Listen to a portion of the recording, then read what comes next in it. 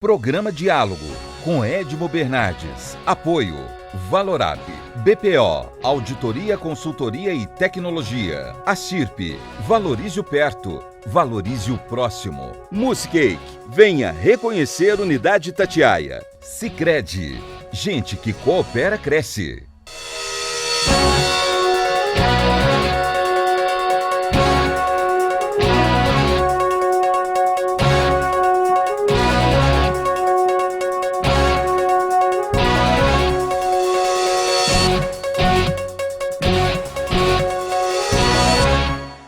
Olá, estamos iniciando mais um diálogo e recebendo os maiores economistas do Brasil e ex-presidente do Banco Central, Alexandre Schwartzman, mais uma vez aqui no programa. Obrigado, Alex, por falar conosco. O tema é 2022. Prazer em te ver.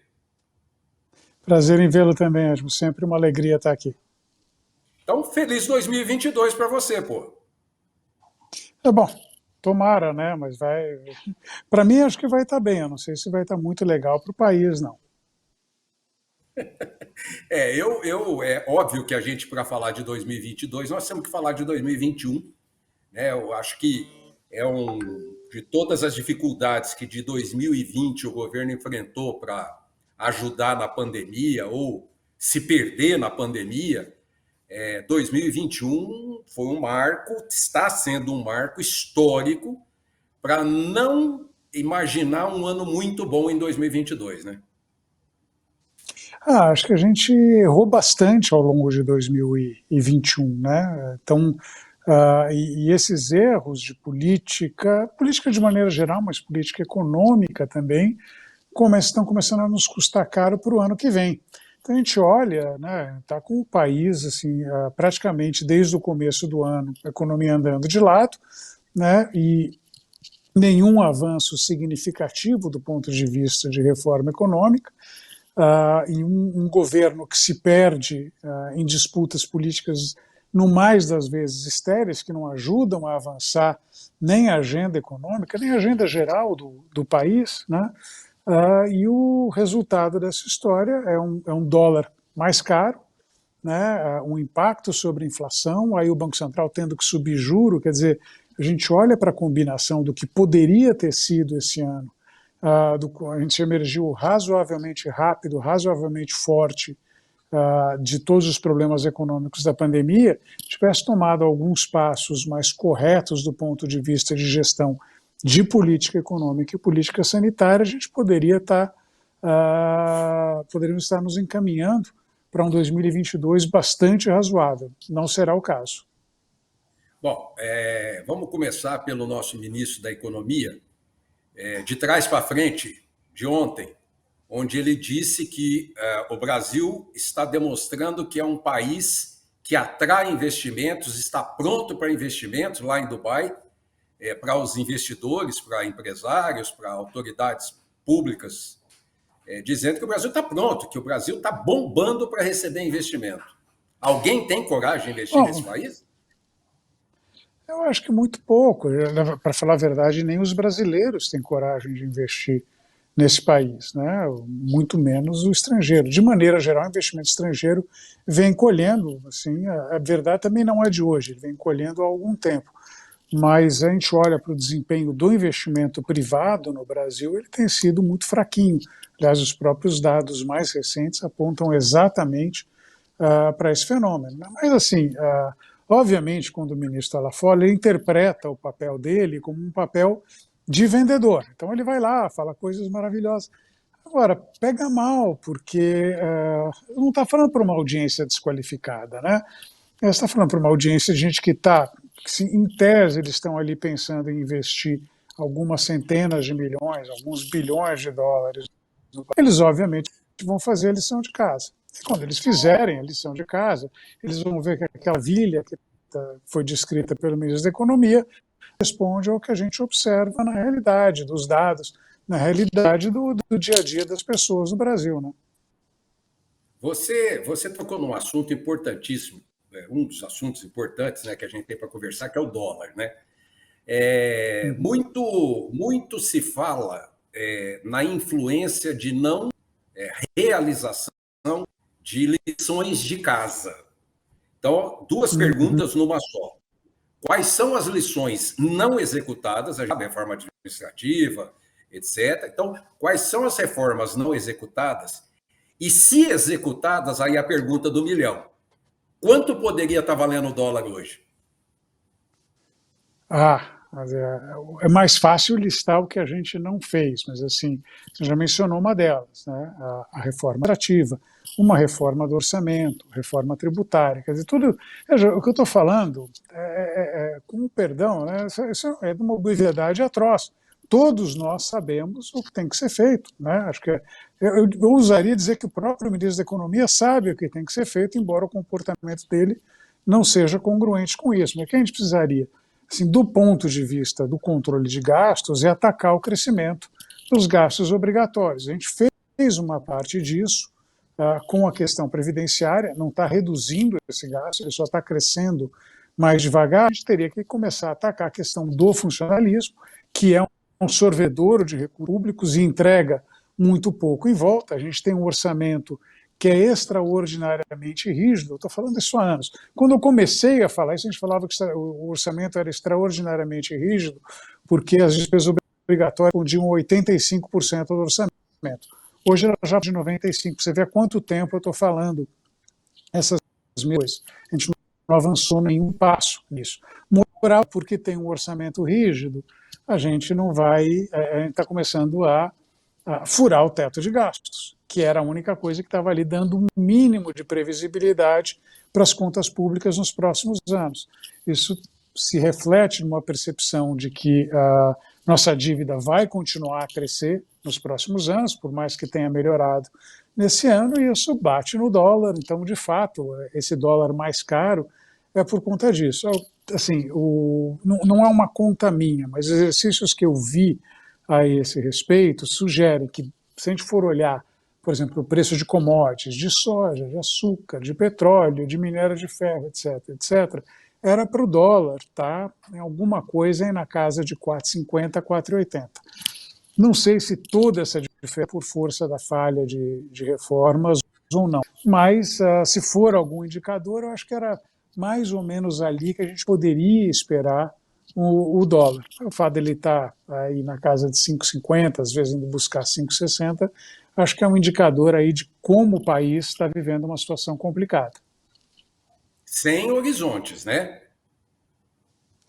Eu acho que isso adiciona ao nosso problema. Quer dizer, se a gente tivesse, a gente não está fazendo nada agora, mas tem uma eleição aí ano que vem, pode ser que entre alguém que vá mudar o rumo das coisas, então a gente estaria pelo menos ali na ansiedade de ver alguma melhora.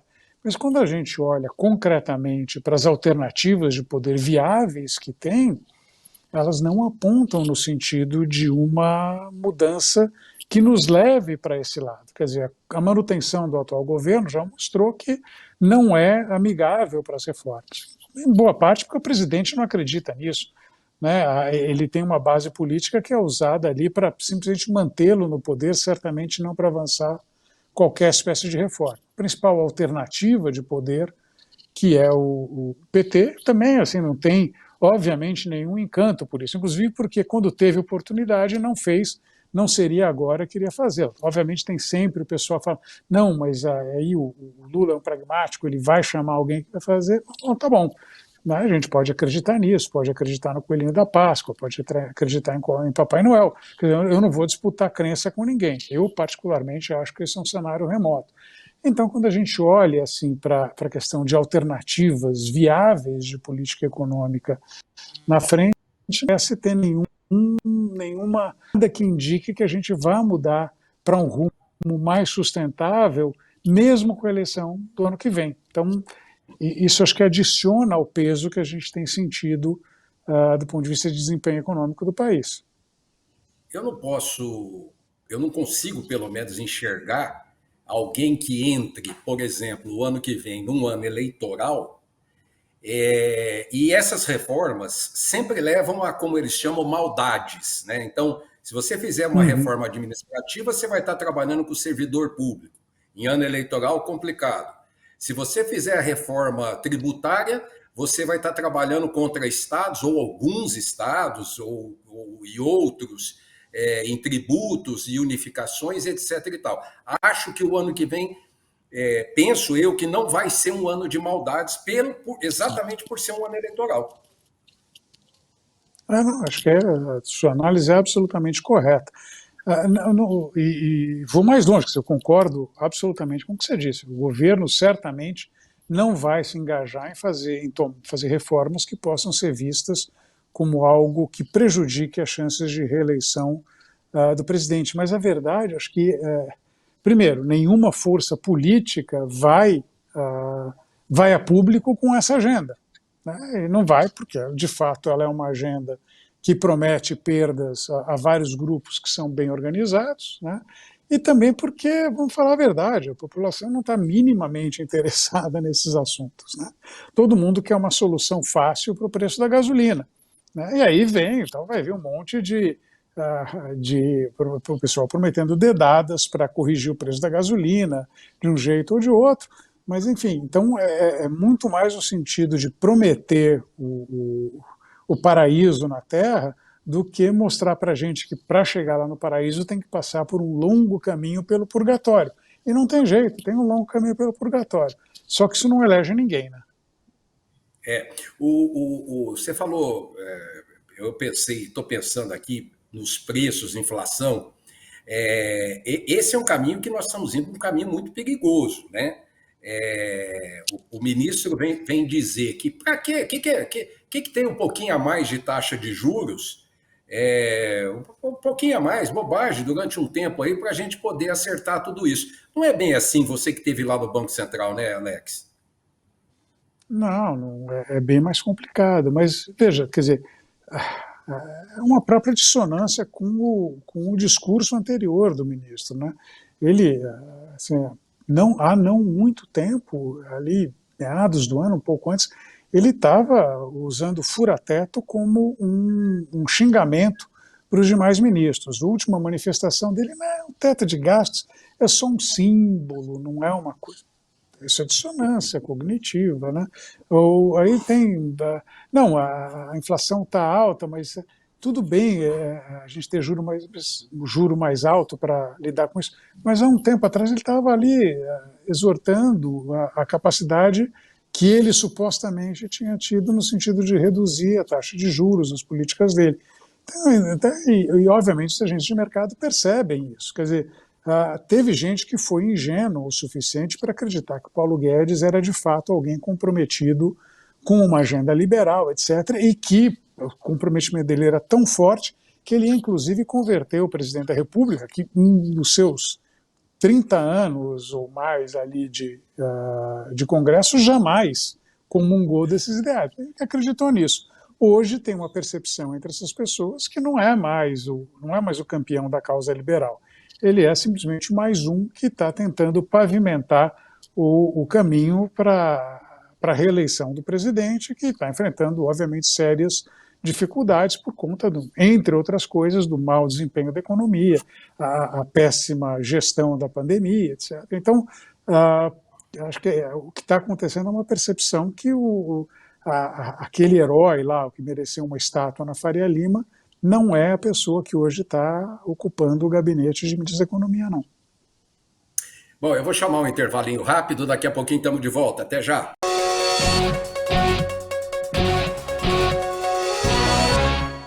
As férias estão de volta, que beleza! Mas falando em volta, a gente tem que ir e voltar com segurança. Respeite o limite de velocidade. Nunca beba quando dirigir. Lembre-se, o cinto de segurança também é obrigatório no banco de trás. E atenção para a cadeirinha das crianças. Não é só na praia que vocês têm que chegar bem. É na minha idade também. Olha só esses cabelos brancos lindos. Detran, Governo de São Paulo. Trabalho e respeito por você. Hoje eu quero aquela brusqueta de pepperoni. Eu não vejo a hora de provar o confit de pato. Ou será que peço o risoto de carne seca, hein? E eu mereço o brownie de sobremesa. Eu vou pedir a torta de chocolate com gelé de damasco. Nossa, a gente nem chegou e já tá pensando na sobremesa. O Mousse Cake da Itatiaia agora é My Mousse Cake. O mousse cake que você sempre amou, com tudo que você sempre pediu. 1924. O desafio está no ar. Rádio Clube. Liderança total. Lembra daquela festa onde você foi, que tinha um monte de gente e de você chamando mais amigos? Afinal, sempre cabe mais um, não é? Você também se lembra que, depois da festa, teve beijos nos pais, nos avós e abraços nos amigos? Pois é, um deles está agora na fila do hospital esperando uma vaga. Falta de ar. Valeu a pena? 3 ou 4 horas de diversão para colocar em risco a vida de uma pessoa? Tome cuidado, porque assim como o vírus, arrependimento também mata.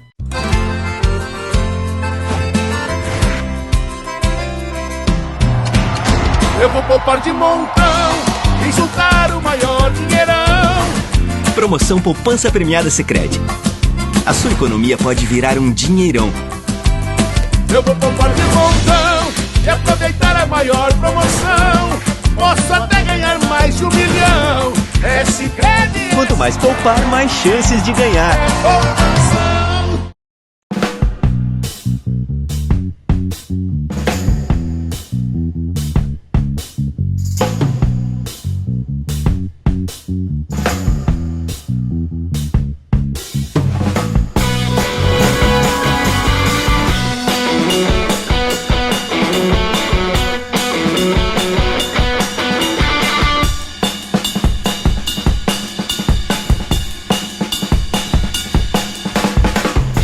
Diálogo, apoio, Valorap, Assirp, Muscake e Sicredi. Estamos de volta com o segundo bloco, recebendo o economista e ex-diretor do Banco Central, Alexandre Schwartzman. A gente estava falando para chegar em 2022, tinha que falar de 2021. Alex, inflação, né? Vai aparecer aí entre 10 e 11, provavelmente no fim do ano, né? E o governo vai repor isso em termos de salários para aposentados, enfim, e também não dá para ficar fazendo graça. Porém, nós temos um achatamento para baixo da classe AB, nós temos um achatamento contínuo, quer dizer, aqueles que saíram da extrema pobreza no passado voltaram para a extrema pobreza, aqueles que ascenderam para a classe média voltaram para a classe CD, né? E desemprego, uma inflação altíssima, que aí tem carne, aí nós temos um monte de coisa, eles colocam ainda as dificuldades do mercado internacional. Eu vejo que não tem container para transportar as mercadorias, não tem navio, não tem chip, não tem um monte de coisa. Até, sei lá, é uma bagunça, né? Desvencilhe isso aí para mim, esmiuce isso aí para mim. Tá, vamos lá. Obviamente tem uma questão, você tocou em alguns pontos importantes, a questão das chamadas cadeias de suprimento. É um nome bonito, mas em última análise é exatamente aquilo que você descreveu, quer dizer, está faltando container, está faltando navio, né? Isso é reflexo, boa parte, da pandemia, é um fenômeno global, né? Então, tem esses problemas, tem problema de falta de chip, então uma série... Você não consegue prover a matéria-prima para uma série de segmentos transformarem e terem esses produtos disponíveis. Então, tem elevação de preço de automóveis, porque não estão conseguindo fabricar automóvel, não tem, enfim, essas dificuldades são globais, né? Então, e a gente vê isso em algum grau refletido, por exemplo, inflação muito alta nos Estados Unidos, né? O IPC deles chegou a bater aí alguma coisa como um pouquinho acima de 6%, nos 12 meses até outubro, é uma inflação alta para padrões americanos. Na Europa está um pouco menos, 4%, etc. Então tem um fenômeno de aceleração global de inflação, né? Então, com raras exceções, a China ainda tem inflação muito baixa, o Japão, para variar, tem inflação muito baixa, a Austrália também está segurando as pontas, mas eles são mais ali a exceção do que a regra. Agora, o Brasil é exceção para o outro lado, porque se a gente for ali ranquear as inflações mais altas do mundo, que obviamente tem lá os casos perdidos de Venezuela, não dá nem para comentar, quer dizer, os caras estão vendo uma hiperinflação há anos. A Argentina também tem uma inflação muito alta há muito tempo. Mas o Brasil ali se qualifica entre os países com inflação mais alta dentro desse universo ali. Então, de países assim, minimamente sérios, né, de cara tira a Argentina e Venezuela da história, né, então a gente, minimamente sérios, o Brasil está lá, né, e Turquia tem também inflação alta, etc., mas assim, a gente vê que é um fenômeno muito mais local, né, muito mais resultado de má gestão de política econômica no Brasil, assim como é o caso da Turquia, lá por suas próprias razões, né, do que um fenômeno global. Quer dizer, bem ou mal falando, os Estados Unidos está com 6% de inflação, deve fechar o ano em torno de 5%. A gente vai ter 10 ou 11%, como você falou, é o dobro, né? Então, tem que explicar isso. Eu acho que a explicação, na verdade, está muito ligada àquilo que a gente vinha falando antes, quer dizer, o país não fez aquilo que devia fazer, né? Tem um receio de que a dívida do governo volte a crescer aceleradamente, né? E isso aí faz com que o dólar suba. E o dólar subindo num cenário em que os preços em dólar também estão subindo, ele magnifica esse efeito, né? Particularmente aí do lado das commodities, né? Que estão também com um preço bastante alto, etc. Então isso daí acaba fazendo com que a inflação aqui fique mais alta. Agora, tem uma diferença importante. Esse fenômeno de aceleração de preço de commodities, de cadeias globais de suprimento, ele vem desde o começo do ano, né? Então, eu diria que a inflação brasileira, até mais ou menos segundo trimestre desse ano, ela estava mais ou menos inserida nesse contexto. O que a gente vê é que de meados do ano para cá, ela mudou a dinâmica. Ela, primeiro, se tornou um fenômeno muito mais disseminado, né? Então, a gente no começo do ano via ali 55%, 60% dos itens do IPCA, que é o nosso índice de preços, aumentando. Hoje está mais na casa de 70% dos itens. Então, ela está muito disseminada, né? A gente olha para as expectativas de inflação, não para esse ano, mas para os próximos 2, tal, no comecinho de 2021, né, o mercado parecia acreditar que o Banco Central teria totais condições de enfrentar esse surto inflacionário e trazer a inflação de 22 e 23 para a meta. Não tem mais essa percepção. A expectativa de inflação para o ano que vem já está na casa de 5%. O que acontece é que as pessoas passam a reajustar o preço, não mais esperando que a inflação fique perto da meta, mas uma inflação mais alta. Então, de fato, a gente está ali perdendo o controle do processo inflacionário, e o custo disso é o Banco Central trazer a Selic de novo para 2 dígitos, provavelmente no começo do ano que vem, e chegar a Selic aí a 11 e pouco, quer dizer, é uma complicação bastante séria que a gente está passando. Havia o mercado, o próprio ministro da Economia havia dito que em junho, agora de 2021 passado, nós chegaríamos numa taxa de inflação de 2 dígitos e estabilizaríamos. Nenhum e nem outro. Quer dizer, não chegou em junho, chegou, se não me engano, em setembro, ao segundo dígito, e não tem perspectiva de estabilidade nessa taxa, né? Não, na verdade, assim, ela está mais alta e vai fechar o ano.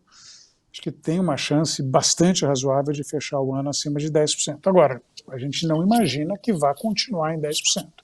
Quer dizer, a perspectiva de mercado está em torno de 5% para o ano que vem, tá? A gente tem errado, então tem que ter a humildade, talvez não seja 5%, talvez seja maior do que 5%.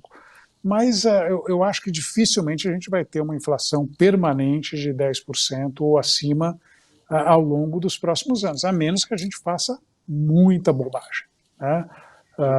Então, assim, que o Banco Central pare de subir juro, vire a mão muito rápido, não acredito que vai acontecer. Ou, chegando lá no final do ano que vem, que a gente eleja alguém que fala, não, vou mudar tudo aí no Banco Central. Aí a gente pode ver uma coisa mais descolada.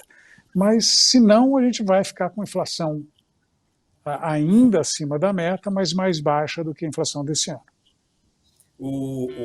É óbvio que o que compõe a cesta para a inflação do rico é diferente da do pobre. Diferente, não que o rico não consuma aquilo que o pobre consome, não é isso. é que determinados produtos na cesta do pobre, eles são muito mais presentes e compõem a grande maioria dessa cesta. Aí vem a pergunta do leigo. Como há uma diferença brutal, é possível criar um outro sistema de taxas para que você tenha uma forma de contemplar o mais pobre, porque vive do aluguel, do alimento e do transporte, que pode ser público, ou com o carrinho dele lá, que não sei alguma coisa. Não poderia haver uma separação dessas taxas para um setor e para outro setor? Mas já existe, né, Edmo, que a gente for ver, que o nosso índice de inflação oficial é o IPCA, né? O verdadeiro nome do IPCA é Índice Nacional de Preços ao Consumidor Ampliado, né? Por isso que ele ficou IPCA. Tem um índice irmão dele, que é o Índice Nacional de Preços ao Consumidor. Eles são formulados pelo IBGE, são calculados juntos, etc. Só que o INPC, ele é calculado com base na cesta de uma família que consome, que tem renda de 0 a 6 salários mínimos. Então, quer dizer, ou até 6 salários mínimos. Estamos falando de R$6.000. Não é uma família exatamente pobre, tem gente muito mais pobre do que isso. É que o IPCA ampliado, ele vai até 40 salários mínimos. Então, quando a gente olha para o IPCA, ele certamente, como você bem descreveu, ele dá um peso muito maior para coisas que pessoas mais ricas consomem do que as pessoas mais pobres. Então, o peso da alimentação no INPC é um peso bem maior do que no IPCA. O IPCA tem aí, se não me falha a memória, 20% a 25% do peso em alimento. No INPC é bem maior. Desculpa, eu te interrompi. Não, eu só ia complementar para esse raciocínio. Quer dizer, mas se nós pegarmos a inflação, o índice do aluguel de imóveis, que vem pelo IGPM, pobre consome aluguel. Se nós pegarmos os alimentos especiais, pegarmos o arroz, o feijão, a carne, o ovo, você tem aí, no mínimo, você parte de 50%. No mínimo, você parte de 50%. A única coisa razoavelmente controlada do pobre é o transporte público, que ele sobe através de índices, que tem uma ampla discussão, etc. e tal. Mas a cesta do pobre, ela sobe muito mais do que esses 10%. O INPC está subindo aí, depende do mês, mas está subindo entre 0,5% e 1% a mais do que o IPCA. Né? Sempre na comparação com os 12 meses anteriores. Né? Então, ele tem mostrado, de fato, uma inflação mais alta. Né? Que também tem, de novo, o INPC, quer dizer, até R$6.000, né? Como eu disse, não é uma família rica no sentido que a gente dá a palavra rico, né? Mas uma família que faz até R$6.000, ela se insere, né, nos 15% mais ricos, e eu estou dando de barato, talvez até 10% mais ricos da população brasileira. A preocupação maior deve ver com quem ganha bem menos do que isso. Se a gente fosse calcular um outro índice aí com base no INPC, mas pensando em famílias que fazem, ao invés de até 6, até 3 salários mínimos, até 2 salários mínimos, a gente certamente iria ver uma inflação muito mais alta, porque, de fato, a inflação está muito concentrada na parte de alimentação. Né? Obviamente tem energia, tem gasolina, mas a alimentação é um item muito pesado dentro do orçamento familiar. Então, se a gente for pegar no extremo menor, não é esta a inflação oficial. Então, se a gente parar para pensar, a inflação oficial, na verdade, é uma média. Né? Então, ela não é igual para todo mundo. Né? Tem gente que vai estar que consome alguma coisa mais parecida com o que está na cesta do INPC ou do IPCA. Tem gente muito mais rica que consome bem diferente do IPCA e talvez tenha até uma percepção menor de inflação. Tem gente muito mais pobre que consome diferente do INPC. A gente poderia calcular um índice de preço ao consumidor para cada família no país. Ia dar um baita de um trabalho, não ia ajudar muito, mas se as pessoas percebem diferente do que o índice mostra, Provavelmente é porque elas, de fato, não estão consumindo aquilo que o índice estava calculando, elas estão consumindo uma coisa uma coisa diferente. Tem que sempre tomar cuidado com as médias, né? Porque sempre você pode se afogar num rio com profundidade média de 30 centímetros. Basta pisar num lugar que tenha 2 metros ou 3 metros de profundidade. E, infelizmente, algumas famílias estão pisando exatamente nesse lugar. Quero agradecer ao Alexandre Schwartzman, esse bate-papo extremamente esclarecedor, claro, limpo, tranquilo, sereno, e o nosso telespectador com certeza vai aproveitar bastante desses esclarecimentos que o economista passou para a gente. Alex, muito obrigado, espero poder contar com você outras vezes. Bom, sempre que for, sempre que você quiser, Edmo, sempre um prazer conversar. Pessoal, até semana que vem. Um abraço. Programa Diálogo com Edmo Bernardes. Apoio Valorap, BPO, Auditoria, Consultoria e Tecnologia. Acirp, valorize o perto, valorize o próximo. Musicake, venha reconhecer Unidade Itatiaia. Sicredi, gente que coopera cresce.